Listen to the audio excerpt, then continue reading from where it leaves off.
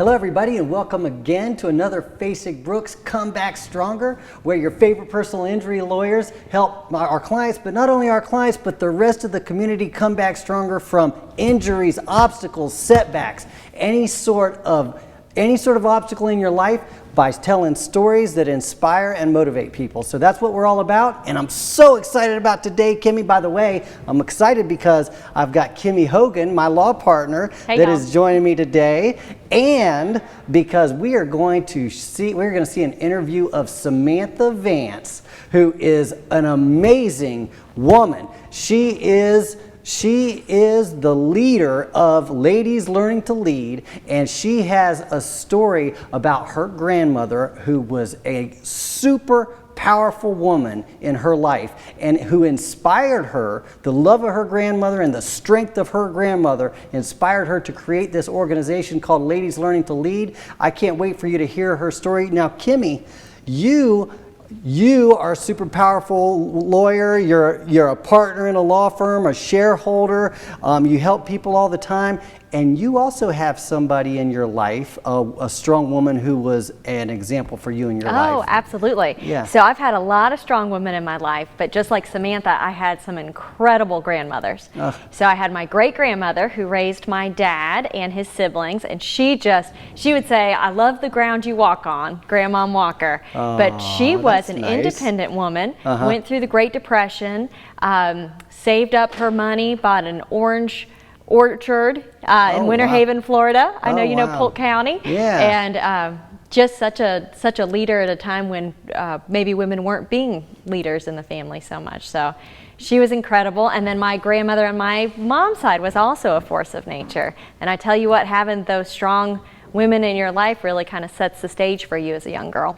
One of the things that I've noticed with comeback stories, with the best comeback stories, is there's always somebody who inspires the person who comes back, somebody that gives them some advice or shows them an example of what it means to be strong, what it means to overcome. And so that's what I love about Samantha Vance. I can't wait for y'all to hear this story. First we're going to go to a commercial break, and we'll be right back. And you know what the insurance company offered him? $5,000. Really? He's completely blind, and they offer him $5,000. Yeah.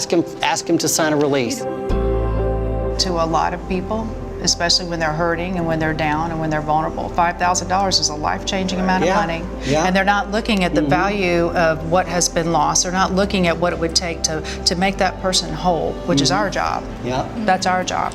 Their job isn't. Their job is to save the insurance company money. Right. And they look at this person and they go, I bet $5,000 would get your full attention. Right. And they come in and they dangle it with a settlement release, and then once you sign it, you're done. You can't come back to us and ask us to wave a magic wand and make that go away. That can't go away. My client didn't accept the $5,000. We took him all the way to trial. We got a $5 million verdict. Welcome back to Come Back Stronger. Now we're going to see the interview of Samantha Vance. I'm so excited for you to see it. Samantha Vance, thank you so much for being here on the Come Back Stronger show with us. Yes, thank you for having me. I'm really interested in the story you have to tell about your grandmother. Yes. And then I'd like to talk about your book after that. Great. So why don't we start with what happened with your grandmother? One of the hardest challenges in my life was watching my grandmother get killed. She had been in a nursing home, but she was fine. She was one of those patients who could walk, talk, do everything. She was 91. She had lived on her own until like 86, and then she got shingles, and so she needed to go into rehab. She went into rehab, left rehab, went back home, and then was still struggling, so went back to rehab. So when she was in rehab, she converted to nursing home, and I thought that was the best place for her. I was her caregiver at the time and her power of attorney and everything. And she was doing well in the nursing home, but there were times when she was malnourished and she needed more food, she needed more water, and so she would often, maybe at least 3 times a year, go to Shands. She was in Gainesville at the time, and she would go to Shands to get Nutrition? water. Okay. What is it called? Dehydration. When she was dehydrated. So they would go there because at the nursing home they can't put the needles in. So they would go to send them to the hospital, and she would get hydrated and come back home. She'd be fine. So this time, same deal. And I'm like, okay, let me go to Gainesville. I would go every week or every other week, and typically on the weekends. And she was just fine. Same thing, dehydrated, getting the IV. And so I stayed with her. There was a big storm during that time, and I forget the name of it, but it was a really bad storm in North Florida. So instead of staying the night with her, I ended up going to my aunt's house. And when I came back, everything changed. So let me tell you before what happened. Yeah. She went to the hospital. Dehydration. Shands. The transporters that the nursing home hired picked her up, and they were rolling her out. I was walking with her. I'm like, Grandma, you're going home. You know, nursing home was home. Yeah. She was like, something ain't right. And she was worried. She started to cry. And I'm like, what's going on? You know, it's okay. I'm right here with you. You're going back. You want to go back, right? And she's like, something's not right, and I don't feel okay. And she just kept looking like, I can't do this. And she kept saying, something's not right. And I'm like, Grandma, it's okay. And she's like, don't leave me. So I had her hand in mine. I took a pillow and put it on her arm because she had a lymphedema in her arm. And I said, let's put this pillow on your arm. Let's give you two to make you even more comfortable. And it was on her left side. And I put the pillows in. We walked down the hall. The transporter walked us, rolled her out. We got downstairs, and he started to lift her in the van, and he was the only one lifting her. Yeah. It was raining outside. The rain was coming down. It was like a movie where I was seeing the raindrops hit the metal part, and I started to feel like something's not right. And in that moment, as he's lifting her into the van, the wheel starts to slip. On the wheelchair? Or the gurney? On the gurney. Yeah. And she's high up. You know, you have to lift them high up, and then Oh, no. It's like slow motion. And it was slow motion where the wheel was slipping, and I'm like, no. And I see the stretcher turning over while she's in it. And literally, it's just like slow motion stopped, and boom, she hits the ground. Overturned. Oh, on the side where I had the extra pillows. I'm so sorry. And I always thought, had I not put those pillows there, how horrible it would have been. Her head hit the ground. The whole stretcher is over. Her head hits the ground. She falls out somewhat, not completely, but partially falls out of the stretcher. And we didn't realize how bad it was, but she's screaming, help me, help me, help me. And so I, of course, run, and it was like almost an instantaneous run because I was watching it in slow motion. And so I'm there as it's falling down. She's out of the stretcher on the ground. Someone who just happened to be walking by came, heard us, and came to help. So it's female, and male. And we're trying to lift up the stretcher, and it was the hardest thing ever. I pulled something in my back. And it still took us some time to get it up. Yeah. We get it up, we get it to the side, and she's still just screaming. And she's like, help me, you know, I'm in pain. And we don't see anything, you know, of course it's traumatic what happened. And so I started fixing the pillows, and this is my first time talking about this publicly. And it's been a while, some 3 years. And I put my hands under the pillows, under her head to fix them. And when I pull my hand out, it's covered in blood. Oh, no. And so that's when I realized, like, she's crying because her head hit the ground and she's, like, bleeding internally. Or, you know, her head is bleeding. Yeah. But she also had internal bleeding. So it was the craziest thing. Like, we literally were leaving the hospital and drove her. We were checking out of hospital and drove her to the ER to check her back in across the street. And so 5 days in the hospital, it was like hell trying to make decisions for her life. Yeah. I had to make decisions like minute after minute, it seemed. Blood transfusion. She was impacted from being at the nursing home, malnutrition. They had to do that procedure, and I had to stay there to hold her hand, stitches in her head.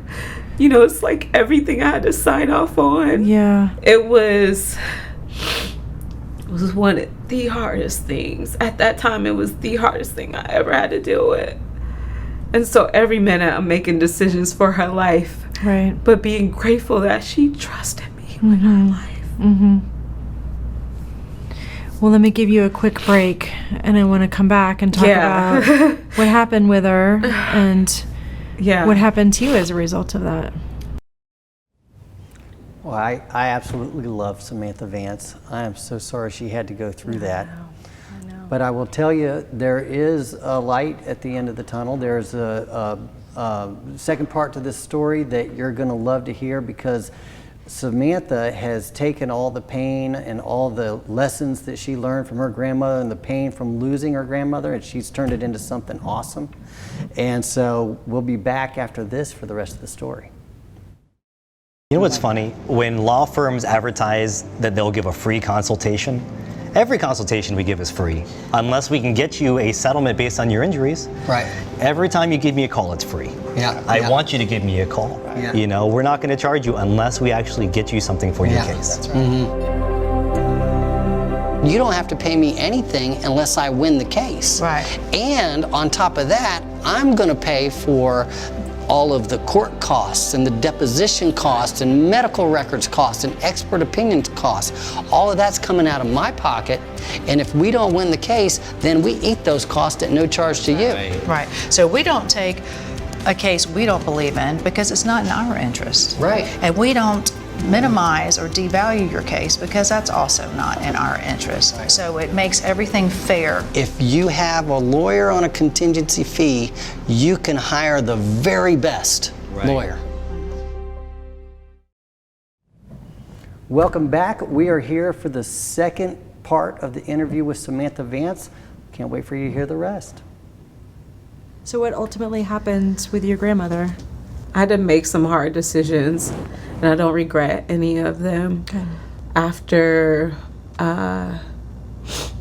my grandmother had her impaction procedure where they removed everything that was impacted, she was much better. And she was really talkative, and she wanted to talk all night and wanted me to stay with her. But I had my aunt was 88 at the time, and she was at home, 89. And she was at home, I was staying with her. So I didn't want to leave her alone in this bad storm. And the storm was really bad. It was happening as I was in the hospital, and I really shouldn't have hit the road, but I didn't want to leave my aunt at home. I knew my grandmother would be okay in the hospital. But that night she kept saying, "Don't leave, don't leave." Oh. And she wanted to talk, and I recorded some of our times that night just talking. She was just very talkative. She didn't want me to go. And at this time, I'm away from my then husband and kids and, you know, my bonus boys. And it was just really hard season for me. And then Ladies Learning to Lead, which is the nonprofit I manage, I run. And then I also had a consulting business, or still have. And you're taking care of your family amongst taking care of her. Yeah. Out of town from Tallahassee, so it was just a lot. So I went to my aunt's. The next day I come back, and my grandmother was in ICU. Oh. And they said she took a turn for the worse. Overnight, never heard her speak again. Oh. She was not eating, she was not talking, and it was just a slow progression at that point. And they said the internal bleeding just wouldn't stop, and there was no way they could stop it. I had to come back to Tallahassee, actually, and I was praying, God, please don't let her go. I had to come back to graduate my girls from Ladies Learning to Lead. I had to graduate them out of the STEM program that they were in at Rickers, and I couldn't miss that. And your grandmother wouldn't want you to. No. So I had to drive back and do that. And I literally did that and drove right back to Gainesville. And I got to Gainesville, picked up my aunt, my 89-year-old aunt, picked her up. We went to the hospital. Within an hour, my grandmother took her last breath. I'm sorry. And it was almost like she was waiting I'm for glad me. you made it back there Yeah. for her. What did you learn from that whole experience? It was a burden, but I was grateful. So I saw it as a good thing. Yeah. Like she would always tell me, you're a honey, but the bees don't know it. So I saw it as an opportunity to be strong like she was. She lost all 3 of her children passed before her. Wow.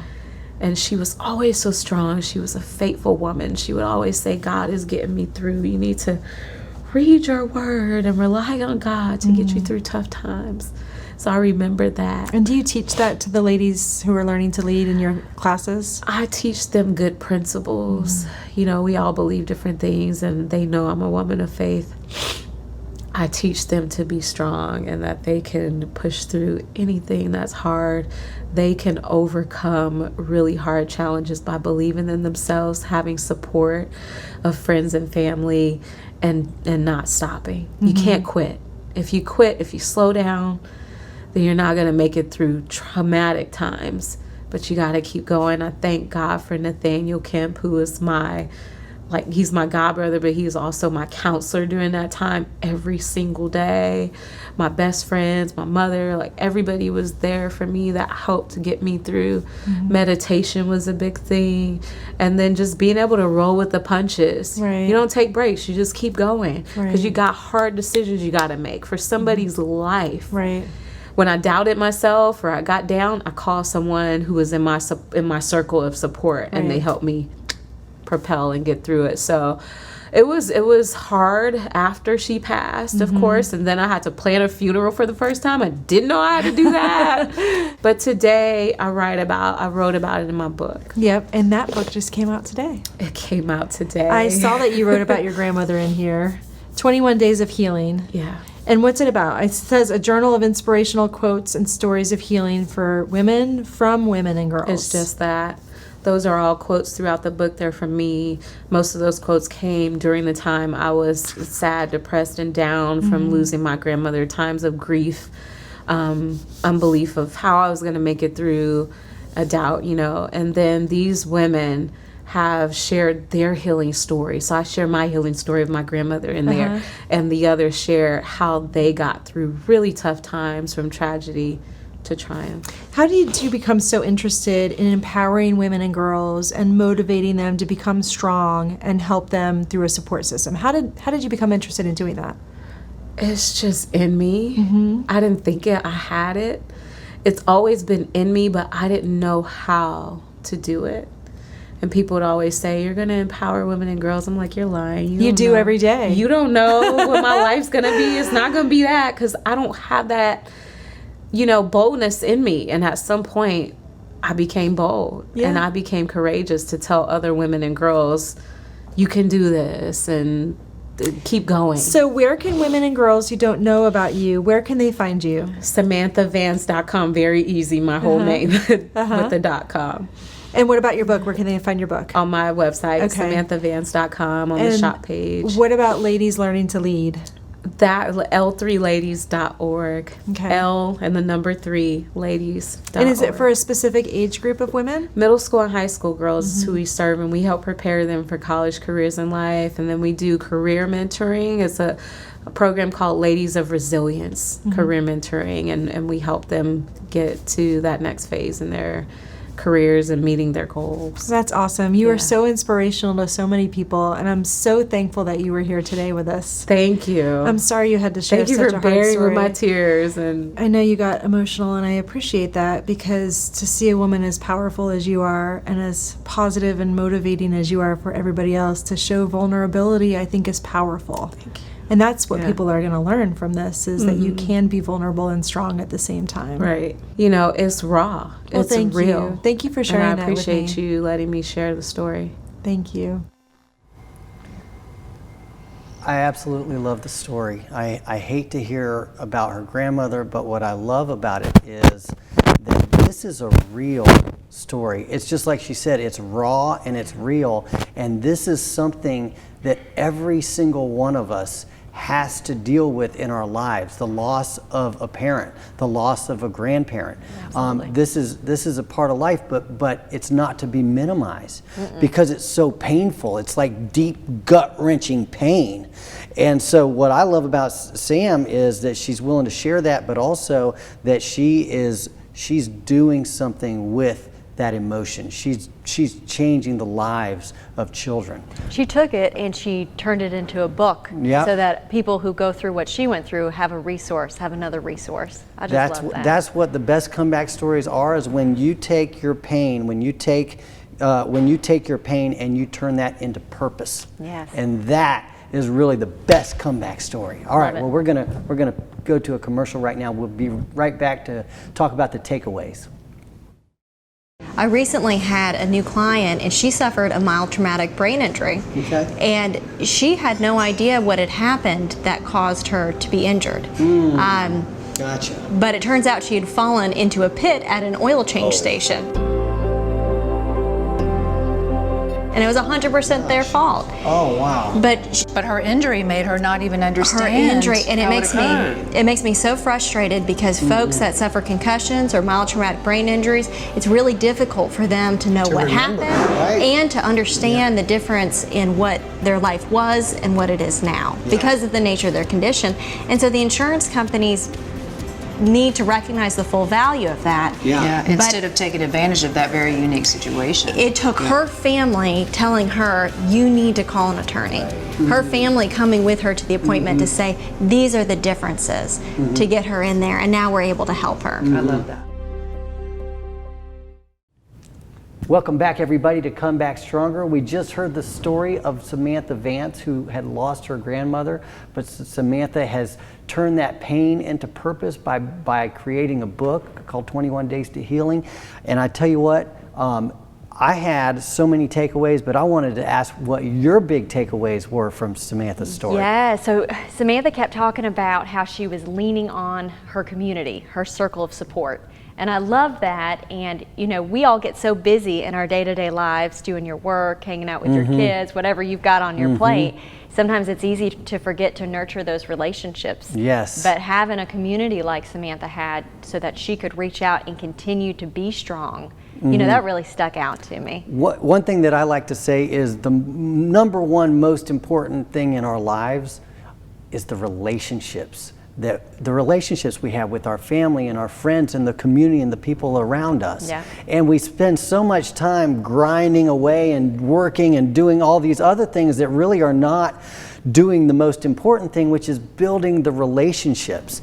And so when push comes to shove and you lose a loved one, you lose a grandmother, you lose somebody, or you have a huge loss in your life, your house catches on fire or whatever, it's those relationships. That's when you realize. And she said she had a real good friend, Nathaniel Kemp, that she relied on. She had a whole circle of support. I think that is an incredibly important point.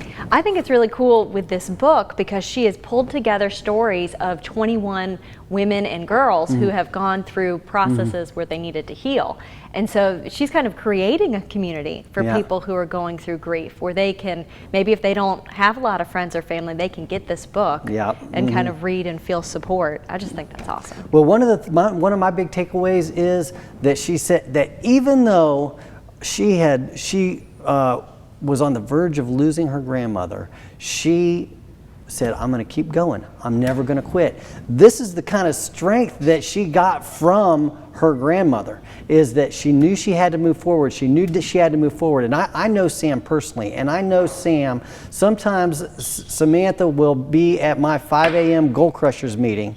She'll wake up at 5 a.m. and she'll talk about her goals, and her goals is helping the people in the community, helping young ladies. Now you've got the book out, so she's out there doing it. She's moving forward, she's pushing forward, she's got that never quit attitude, and I love that. I'm sure that she got a lot of that from her grandmother. Oh yeah, love it. I also loved her quote that her grandma tells her, "You're honey, but the bees don't know it." You're I honey, love but it. the bees don't know it. I love it. Yeah, that's good. Cool. There's nothing better than hearing a comeback story of somebody that has used their pain for purpose. I'll give an example. We had Maggie Cook also on the show. Maggie Cook was raised in an orphanage where she starved for weeks, and she had to kill her own food. She literally had to go out and hunt and kill her own food with a knife.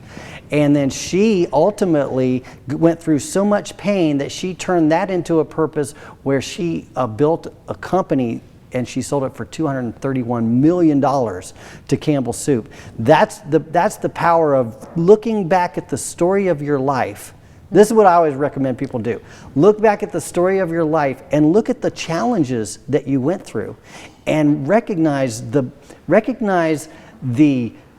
lessons that you learned, but also the fire that you got in your belly from those challenges, and that's where your true purpose lies. Yeah. I think that is so important, is so powerful, and Sam is the embodiment of that.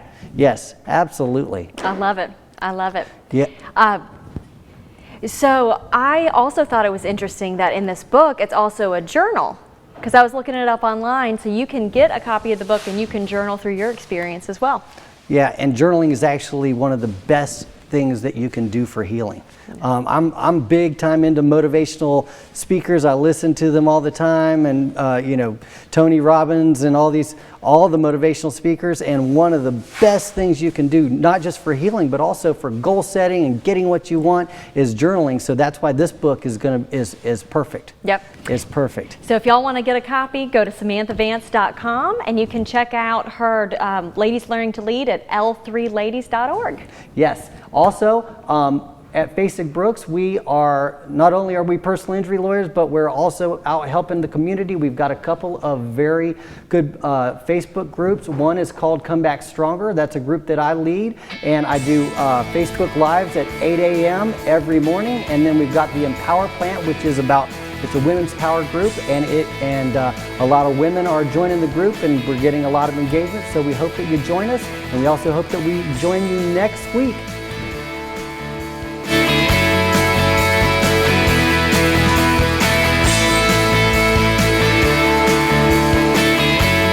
I went to lunch with one of my former clients the other day, and she's doing great. She took the money from her settlement and she started her own company buying and selling vehicles, which is really cool because she was in a car crash and then needed a new vehicle. And so now she's able to help other folks out. Most of our clients, they find that one of the most frustrating things is the dealing with the vehicle. Oh, well, losing your car can totally disrupt your life. You can lose your livelihood over it. If you can't get to work, or what's the worst thing with our clients is we're just trying to help them get well. But if they can't get to the health care that they need, that's just another setback. One of the typical things about a comeback story is you take the pain and the struggles and the challenges that you've been through, and you use that as the fire that kind of motivates you to do something good for other people. Yeah. And so I love that, because now our client did exactly that, like literally to the T.